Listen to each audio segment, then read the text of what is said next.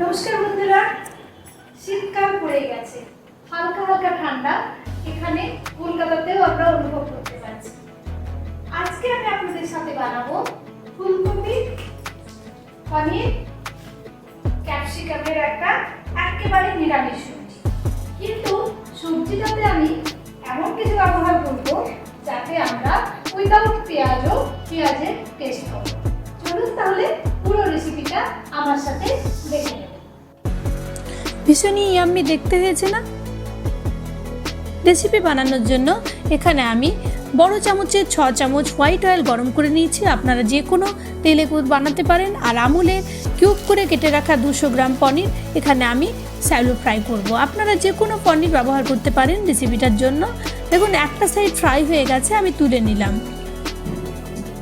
मेरी भाषा अगर आपको समझ में नहीं आ रही है तो प्लीज हिंदी और इंग्लिश सीसी मेरी हर रेसिपी में है। प्लीज ऑन कीजिए सीसी को और मेरी रेसिपी अपने भाषा में एंजॉय करिए।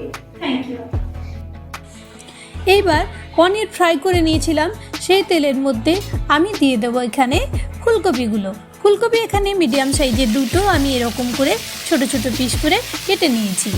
এগুলো আমি একটু ফ্রাই করে নেব। দিয়ে দিলাম একটু নুন। ফুলকপি ভালো করে একটু ফ্রাই না করলে খেতে ভালো লাগে না, তাই আমি এগুলো একটু শ্যালো ফ্রাই করছি। 5 মিনিট মিডিয়াম ফ্লেমে ফ্রাই করে নেওয়ার পর আমি এগুলো তুলে রাখছি।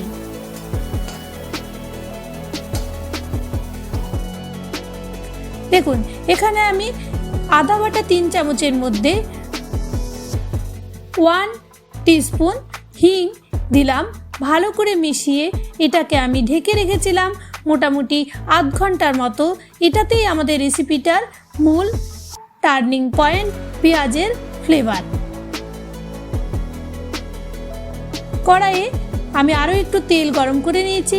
তারপর এটার মধ্যে একটু দারচিনি দিলাম, একটা বড় দারচিনিকে ভেঙে নিয়েছি, সেটার মধ্যে দিলাম আরও তেজপাতা 2টো।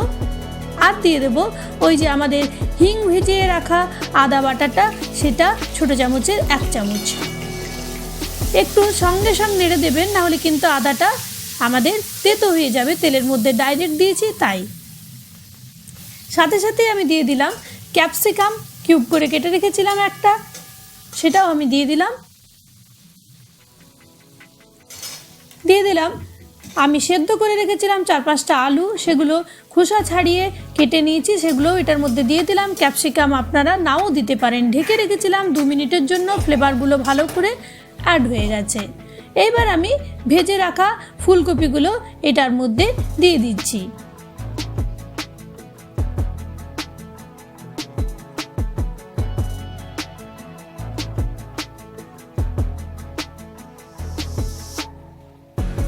দিয়ে দিলাম 2টো মিডিয়াম সাইজের টমেটো, দেব আমি 4টে চিড়ে রাখা কাঁচা লঙ্কা।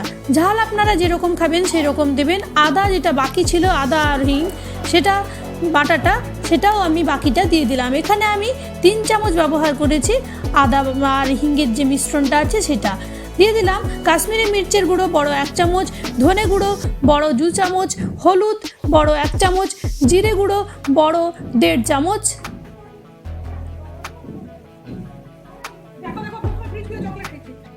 নুন দেব পরিমাণ মতো। আর দেবো আমি সামান্য পরিমাণ মিষ্টি। মিষ্টির জন্য এখানে আমি চিনি ব্যবহার করেছি, আপনারা এটাকে অ্যাভয়েডও করতে পারেন, দিতেও পারেন। এবার একটু কম ফ্লেমে আমি এটাকে কষিয়ে নিচ্ছি। আমি এখানে জল দেব না, কেননা টমেটোর মধ্যে জল আমাদের নিজে নিজেই রিলিজ করবে, তাই এখানে জল দেওয়ার আমাদের দরকার নেই। দেখুন টমেটোগুলো যত নরম হবে ততই জল ছাড়তে শুরু করবে। উইদাউট জলই আমার পুরো কষানো কমপ্লিট হয়ে গেছে। দেখুন এইবার আমি এটার মধ্যে অ্যাড করব জল। জল আমি বেশি দিচ্ছি না, কারণ আমার গ্রাভি হবে, আর আলুটা আমাদের সেদ্ধ করা, ফুলকপিও হাফ আমাদের ফ্রাই করতে গিয়ে সেদ্ধ হয়ে গেছে। ঢেকে রাখবো আমি। রেসিপিটা ভালো লাগলে প্লিজ একটা লাইক দিতে ভুলবেন না। কমেন্ট করে জানাবেন এই রেসিপিটা কেমন লাগলো। আর বন্ধুদের সাথে বেশি বেশি করে আমার রেসিপি প্লিজ শেয়ার করুন। আর আমার চ্যানেলে যদি আপনি নতুন হন তাহলে পুরো রেসিপিটাকে ফুল ওয়াচ দিয়ে চ্যানেলটাকে সাবস্ক্রাইব করতে ভুলবেন না যেন। পুরনো বন্ধুদের অনেক ধন্যবাদ আমার পাশে সব সময় থাকার জন্য। দেখুন, ঢেকে রেখেছিলাম আমি 15 মিনিট, আমাদের ঝোল ফুটতে শুরু করেছে। এরকমই নিত্য নতুন রেসিপি পেতে প্রতি সোম, বুধ, শুক্র সন্ধ্যে 6টায় আমার সাথে থাকুন।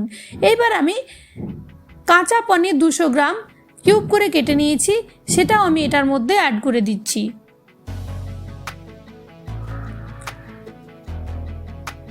ফুলকপি আমাদের মোটামুটি সেদ্ধ হয়েই গেছে।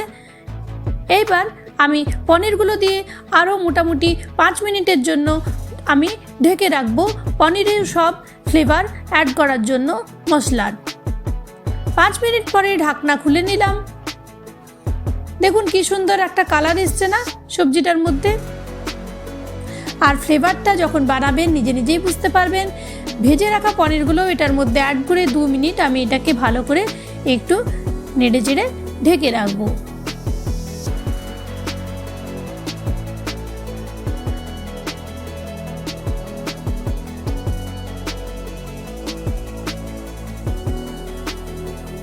দু মিনিট পর ধনে পাতা আর সবজি মশলা 1 চামচ দিয়ে আর স্ট্যান্ডিং টাইমে 5 মিনিট রেখে দিলেই রেডি হয়ে যাবে আমার আজকের রেসিপি।